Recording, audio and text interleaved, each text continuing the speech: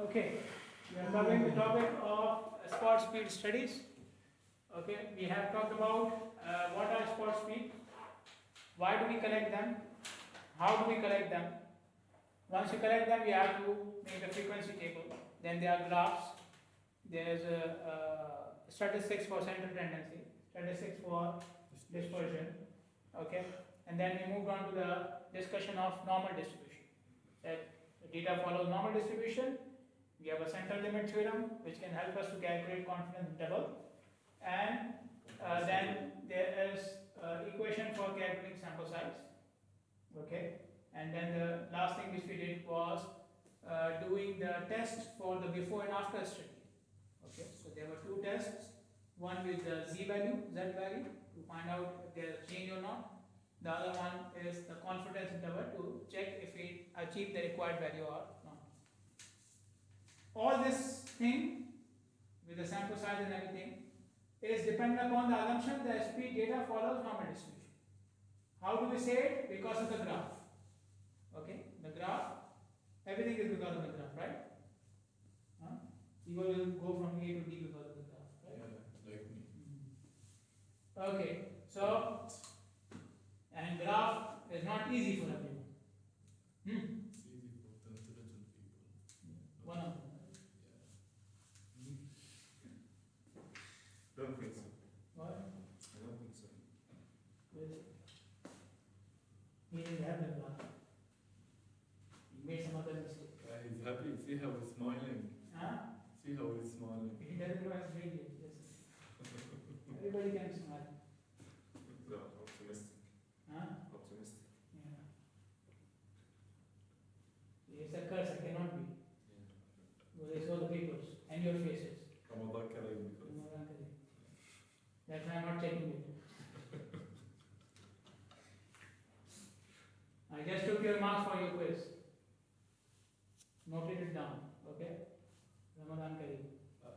Exam I will do after the Ramadan. Maybe. Oh, I On thought the you day of take the quiz marks So you- and put it for the test. what do I look like?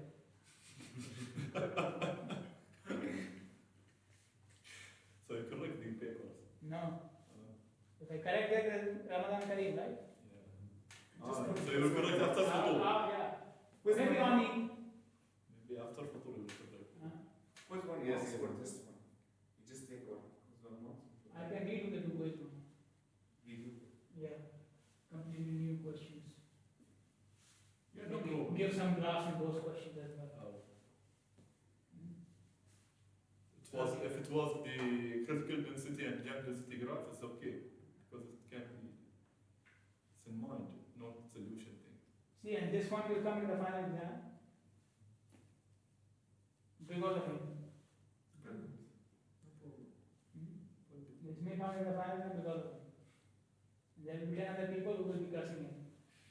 Why? It's easy. I showed you Easy the equation. girls because of which you got this graph, right? It doesn't come like this, you see. D equals 0. You are giving me the idea. When this idea will come in the exam, then nobody knows. Even I don't know. Okay. Just easy, put D equals 0 for critical density and speed equals 0. Derive the equation, put it 0. Apply it in the V. See how easy is 0 Yeah. for everybody, right? Even for me. Jam density, speed 0.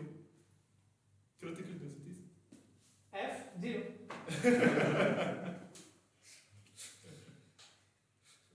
Okay. So this was all based upon the assumption that speed follows normal distribution. And the assumption was by looking at the graph, which is not a good method because the graph can be a little bit vague. Okay. Somebody may say, yeah, it looks like normal distribution. Somebody else may say, no, this is distorted. So we need a number on the basis of which everybody can get the same result. That number is called the chi-square. Okay, so we are doing the calculations for the chi-square. What we have done, we have rearranged the data. So this is the same data which we have used in the first example. What rearrangements we made?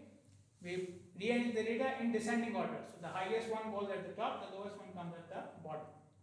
The first value becomes infinity, the last value becomes minus infinity.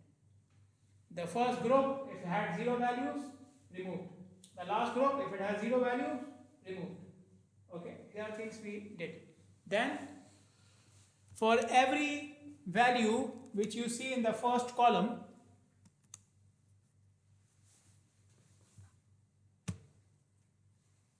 every value which you see in the first column, you will calculate its z value. So you pick the value from the column minus mean upon standard deviation. The value from the column minus mean upon standard deviation. And these values are what you already know from the previous calculations. Okay, clear? Yeah. Okay, so these are called as the z values. Okay, these are the z values. And why the first value is infinity for the z? Because the first value in this column is also infinity. You put infinity in the equation, you get infinity. Clear? Okay. Now we have a z table. So we take every value from the column which we have calculated, and we put it to the z table and find out its probability. Okay. So the first number is how much? 2.57, right? Okay. So where is 2.57? 2.5. 2.5 and 0.7 from the top. Okay. So number is 0.9. Clear? Okay. So in this way, you will pick all the values which are in this column, go to the table and find out its probability. Clear? And there are 2 points to be noted. First point is the first symbol, okay, which is infinity, right? Okay, infinity. Now, if I go to the z table, do you see infinity in the table? There is no infinity. Okay. What is the highest number you have in the table for z? The highest number. No, not the probability. What the z? 3.49. Okay. 3.49. Okay. Now, is infinity more than 3.49 or less? More. Any value which is more than 3.49 has a probability of 1. Okay. Any value which is more than 3.49 has a probability of 1. Why? Because these are cumulative probabilities. Cumulative. Okay. So the maximum probability you can have is 100%, right? So maximum you can have is 1. So after 3.49 it becomes 1. That's it. It cannot go more. So there is no need to put it in the table. So either it's infinity or 1 million or 5, doesn't matter. It's 1. Clear? Yes. So you get a value which is more than 3.49, the probability is 1. Okay. Then the next thing is about the negative values. There are some negative z values, right? Okay. What is the first negative z value?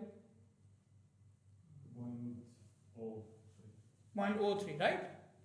Okay. Now, first thing you need to keep in mind, you cannot take absolute for the z. Negative will remain negative. Negative will remain negative. Okay.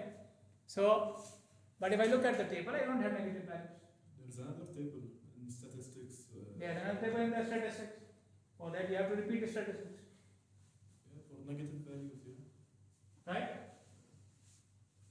You must provide us another table. Yeah. Must provide us another table. I may not even provide you this table. Who knows?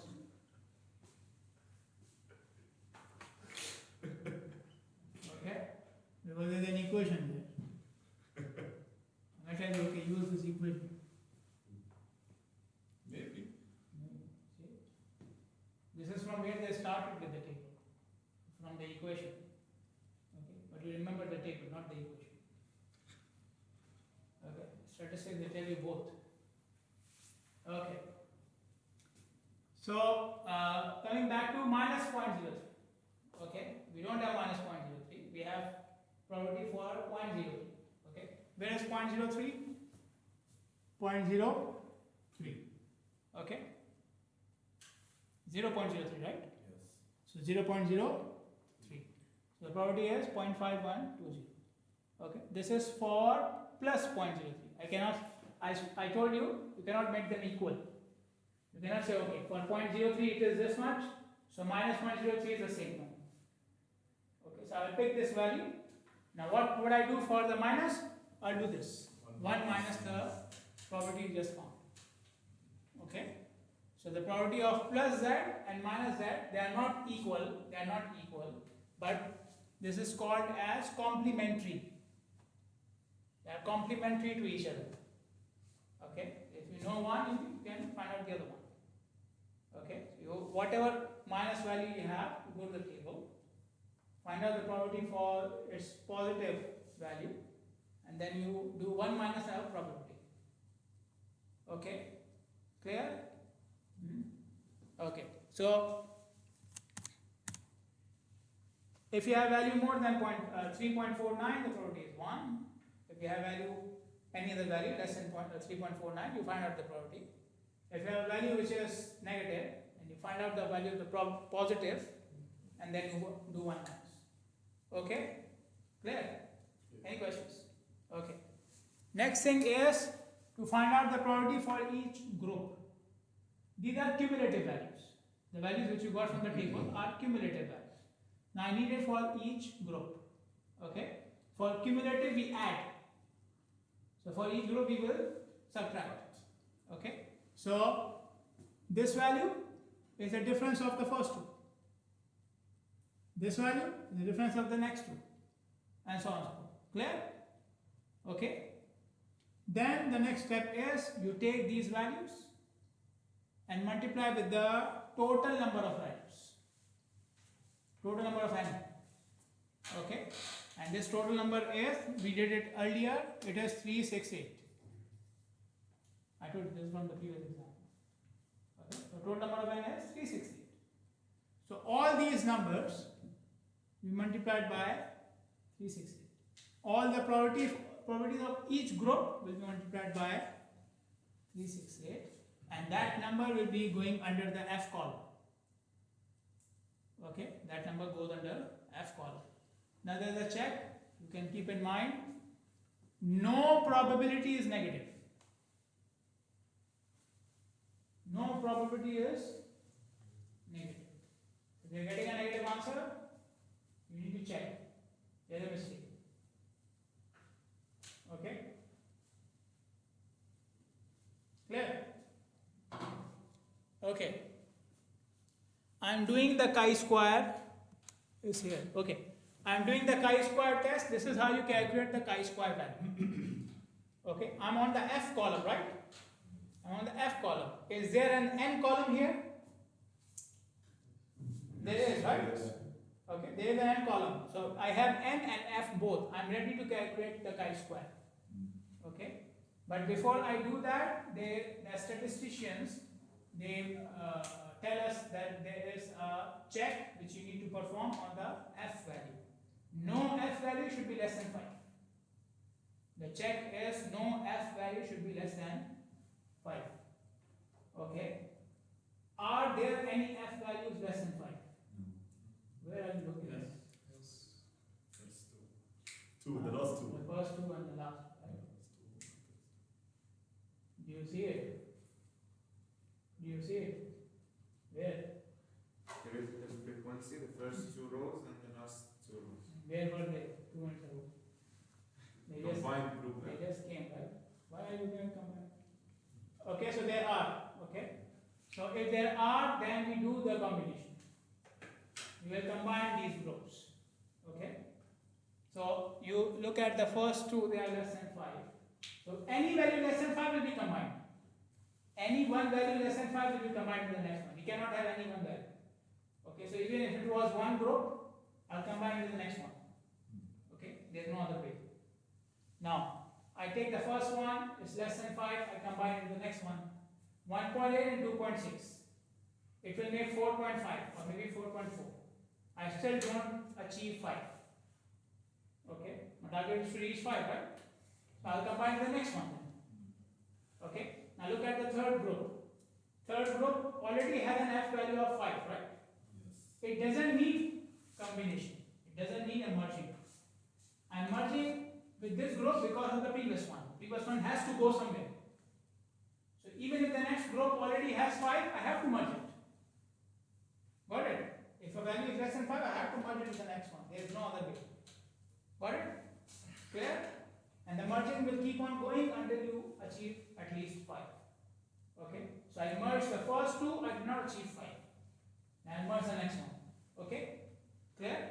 And same thing will be done for the last two. It's easier because there are two groups less than 5 and you merge them together, it becomes more than 5. No other group involved. Okay? Okay?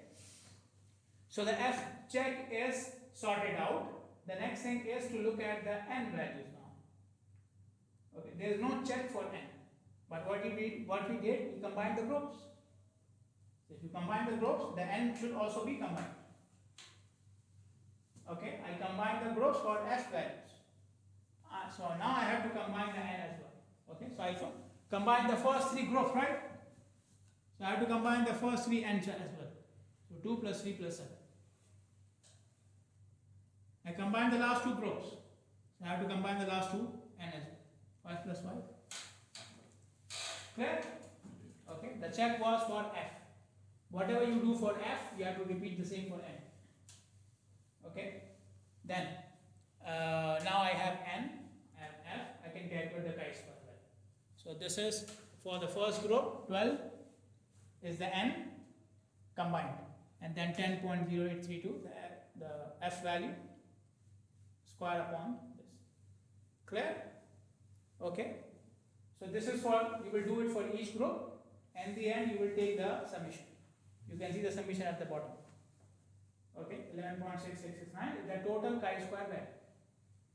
Okay, total chi-square value. And remember, we are checking if the data follows normal distribution. This is the value which we will check. We did not complete the check yet. The check is not yet completed. Okay, so to complete the check, I'll go to the chi-square table. This is what we call the chi-square table. Inside the table are chi-square values. The table contains chi-square values. Okay, and on the top are the cumulative probabilities of these values. Okay, so table has chi-square, the cumulative probability at the top. The first column says DF.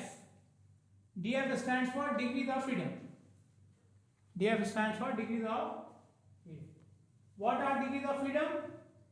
Number of groups you have minus 3. Number of groups minus 3. Okay. So if I go to my speed data, how many groups I have?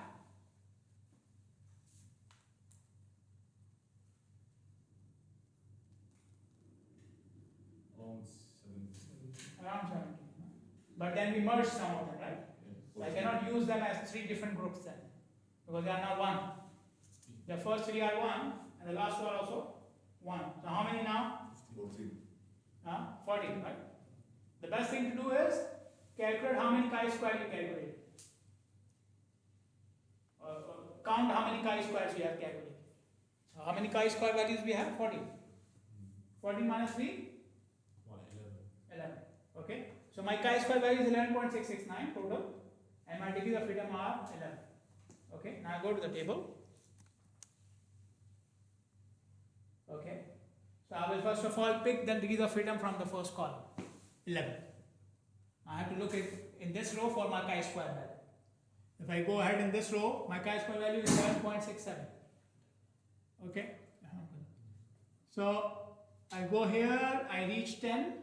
After 10, I get 13. Okay. After 13, can I get 11? No. Well, the values are increasing. So my value is between them, right? Okay. This value is for probability of 0.5.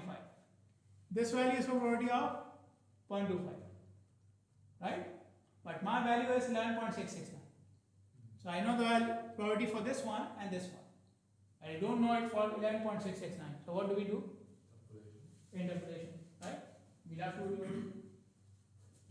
We don't know what it means, but we have to do it, right? Okay. So, but we don't have to do it. Okay? Because it's not unpaid, right? We don't have to do it. Okay? So, why? Because of my checking rule. My checking rule is I'm looking for probability of less than 0.05 or more. I'm looking for a probability of less than 0.05 or equal or more. Okay, so less or anything else. Now, if you interpolate between these two values, you are interpolating between 0.5 and 0.25, right? So your answer will be always more than 0.05, right? There is no chance that your answer can be less than. Yes, your answer can be, but it shouldn't, right? You agree? Your answer can be this. I agree. But it shouldn't be. Okay? So your answer shouldn't be less than 0.05. So my rule is satisfied in any case, whatever number I get after interpolation. If I get 0.4, for me it's the same thing as 0.45. Got it? So without interpolation, I can apply the rule. What is the rule now? If the probability is 0.05 or more, then the data follows normal distribution. If the probability is 0.05 or more, the data follows normal distribution. In this case, it does. Whatever the number is, I don't care. Okay, because it will be between 0.25 and 0.5. Okay, so in all cases, it will be more than 0.05. So my rule is satisfied. Clear? Okay. My rule is only not satisfied when it is less than 0.05, which is not possible in this case. Clear? Okay. So without interpolation, we can reach to this conclusion.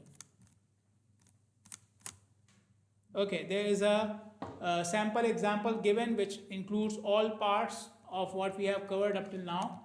You can have a look at it, go through it, try it yourself, check your answers and so on and so forth.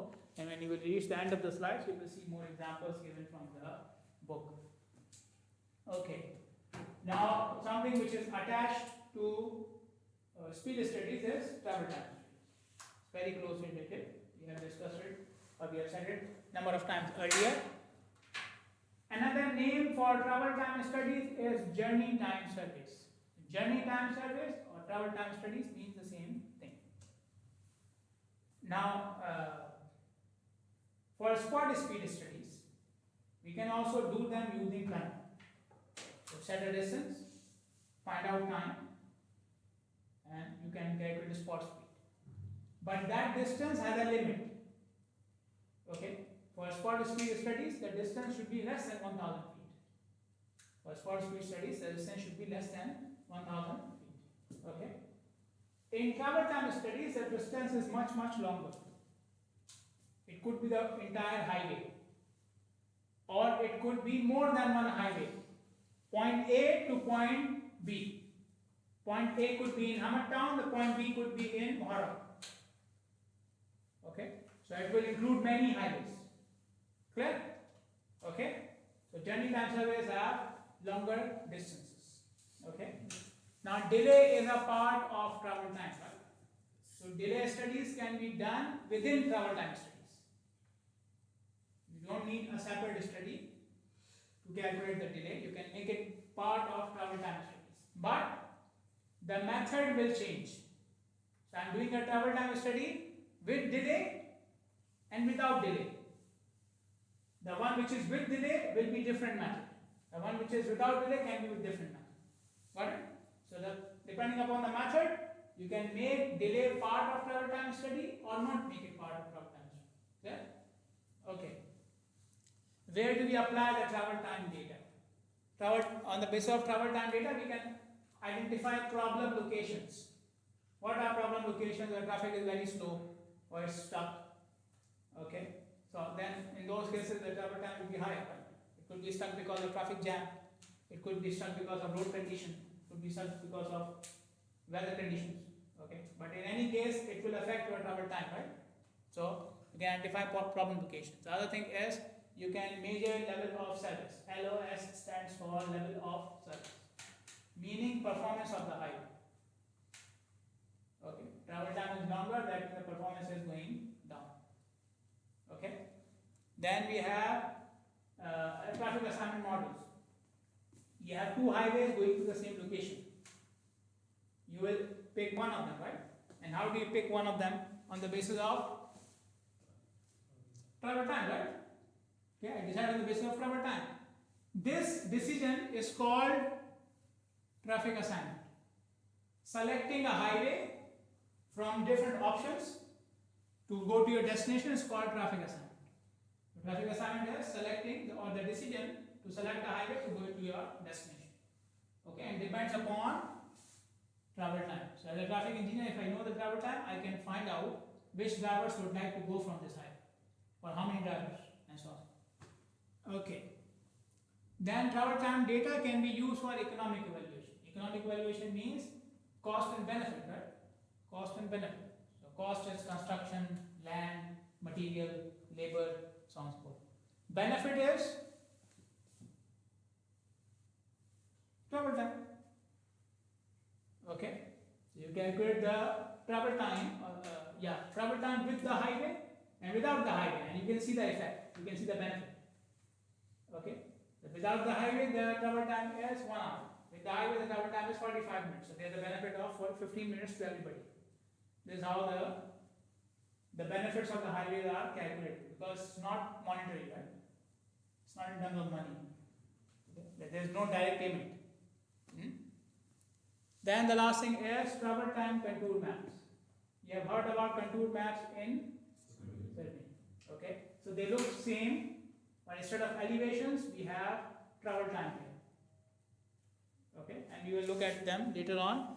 But these maps give you the travel time of different points from our reference point. Okay, travel time of different segments from our reference point. Okay. As I mentioned, there are different methods to do travel time studies. One of those is a test car method. In a test car method, you hire a car. Inside the car, there is a driver. Up to now. Up to now, we need it, right? We don't need it, but we don't have the money to. Okay. So Elon Musk will make it free for us, and then we can have these cars without drivers. Huh? You put a robot inside. They are already there without the robot, nobody. Okay? So, we need a car with a driver and the observer. The observer will sit inside the car with a stopwatch and he will note down the time. Okay? Now, since he is inside the car, so he can observe the entire journey, right? Yes. So, he can see when the car stops, he can see why the car stopped, he can see how long the car stopped, right? So, in this method, delay can also be calculated. This method can also give you delay. Okay? So if you want to combine travel time studies and delay studies, you can apply this method. Okay? So means the driver, car, and the observer. You can apply this method in 3 ways. Test car has 3 different applications. The first one is floating car. Floating car is applied on 2-lane highways. Floating car is applied on 2-lane highways. Okay? So you have a 2-lane highway, meaning 1 lane each direction. Okay, you assign the driver to travel on this highway, do the journey, and you tell him you have to maintain your lane and you have to maintain your position in the lane. Maintain your lane and maintain your position in the lane. You cannot go to the other direction without any cause, and you have to maintain your position, meaning you cannot overtake anybody. Okay, unless your position is disturbed. Okay, so you are the 3rd car in the row.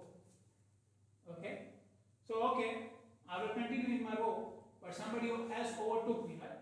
So I'm not the 3rd one anymore. Okay, so I can now overtake one more car to maintain my position. Okay, so when I reach the end, I have to be the 3rd one.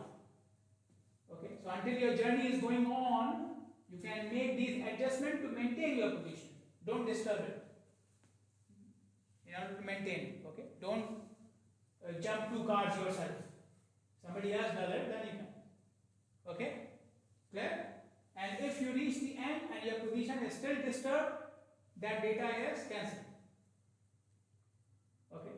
So somebody overtook you, but you have reached the end, you did not have the chance to get your position back, the data is cancelled, you have to do it again, that value will not be counted. Okay? Why? In floating car method, we are interested in finding out the average speed in a particular lane. So anybody who is overtaking has to go in the other lane, right? So the traffic in the other lane is affecting your speed then. We don't want this effect. If you cancel it out, we tell the driver, okay, maintain your lane and maintain your position. Okay. Then we have maximum car technique, which is applied to multi-lane highways. Okay, multi-lane highway, meaning each direction has more than one lane. Okay, and the driver is given the task to go as fast as he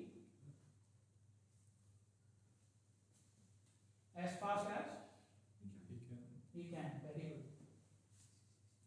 He can, yes, not what he wants. As fast as he can. Okay, clear? So why we want to find out from this study our 85th percentile speed. Okay, 85th percentile is a design variable number. Okay, so this method is used for finding out the design value. Then we have the average car method, which is applied to multi-lane highways again, and no restriction on the driver. He can drive for the entire journey based upon his or her own judgment. He wants to change the lane, he wants to go fast, slow, no problem. Clear? Okay. So floating car, 2-lane highways. Maintain lane, maintain position. Maximum car, multi-lane highways. Go fast, 85th percentile. Average car, multi-lane highways, normal. Clear?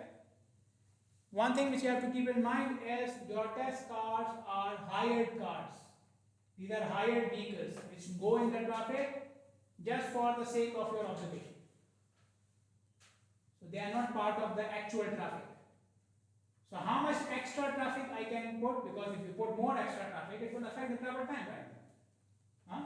So these are some limits which are given for putting extra cars in traffic for your travel time.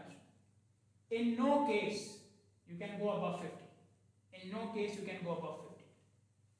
Most of the cases 10 is enough. Most of the cases 10 is enough. 50 is a very special case. Then you have a major highway, it's a peak hour and so on. Otherwise 10 is for more than 90% of the cases. You should not go more than 10. Okay, but if you have a very, very special case with a big highway and peak hour, you can go up to 50. Clear? Any questions? Okay, we will continue with other matters in the next lecture, inshallah.